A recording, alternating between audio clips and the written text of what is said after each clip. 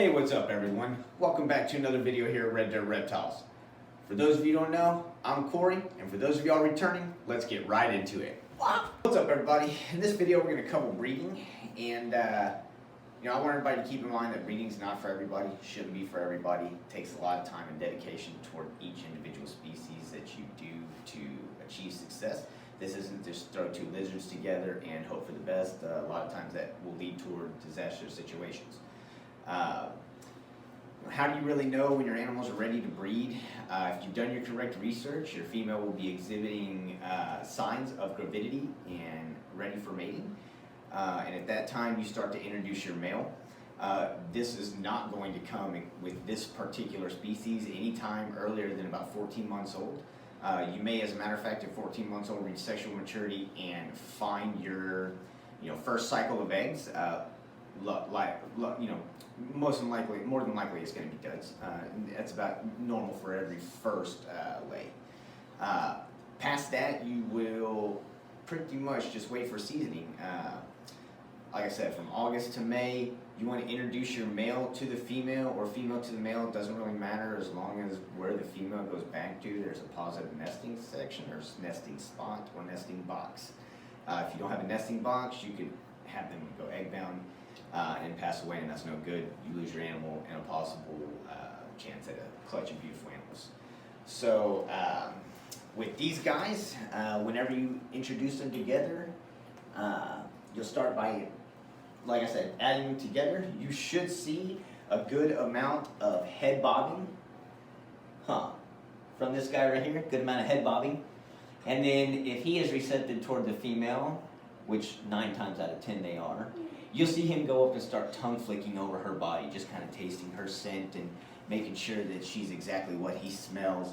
And if she's receptive to him, and keep in mind that that is always a possibility that you will not have a positive pairing. So during a positive pairing, if she is receptive, usually there will be some intense moments, and then she will bow her head and lift her tail, at which time the male is going to inch himself up under his tail, up underneath hers, and breeding commences. Hemipenal glands to hemiclitoral glands, and so forth. But if you want a little more in depth on that, please go do the research. I don't want to be discussing lizard sex on here. Anyway, so the average is around 20 minutes for lock time. During the season, I try this once every 2 days, and I've honestly, this right now for me, it's just trial and error. I think with a lot of us, it's trial and error, unless we have a bunch of good friends who know already how to, have already done it successfully over and over again, and have it dialed in. With these, I don't think anybody's really just got it dialed in with this particular genus. If they do, please drop a comment and let me know. I would love to talk to those people about finding myself a new female. However, these guys are awesome. They are more likely, the female is more likely if she's not receptive to push the male off and flee, run off and hide. That's how you'll know she isn't receptive. Of course, if she is, the head down and the tail raised will be your key determining factor.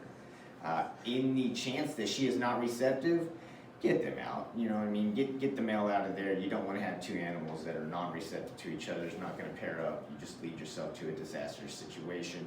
And at that time, we need to look for other avenues. So, as far as breeding spiny tails, it's really about making sure your husbandry is 100% set up and on point and dialed in. Out in the wild, they live in the perfect conditions that they thrive in. So here in captivity, whether we live in Florida, in Oklahoma, in New York, Maine, Rhode Island, doesn't matter where we live, we have to provide those same specifications for them.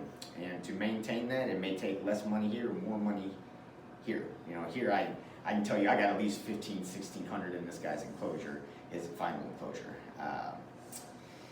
And that's not counting all the enclosures that I've had before that he went through. From a baby, he's probably gone through 3 to 5 enclosures altogether, all the way up to his full-grown enclosure. So keep in mind that while this animal does look amazing, and he does look amazing, While he does look amazing, these guys are pricey, and even honestly, when they aren't pricey, they can get expensive to take care of if you're doing it correctly. Those of you who own a reptile and say it's cheap to maintain, you must have a snake. That's all I'm saying. Because if you got a lizard of any kind, bearded dragon, chameleon, day gecko, leopard gecko, I don't care. If you've got one of those, it takes more to maintain a lizard, and the bigger the lizard, the more to maintain, and usually the harder to maintain. So just keep that in mind, do your proper research. If you can't find an answer to something, feel free to contact us here at Red Dirt Reptiles OK. We would love to help educate and answer your questions. We don't charge any money for education or to answer questions. We are all about seeing the public make the best decisions for the welfare of the animal. So yeah, with that, thank you again. See you on the next one.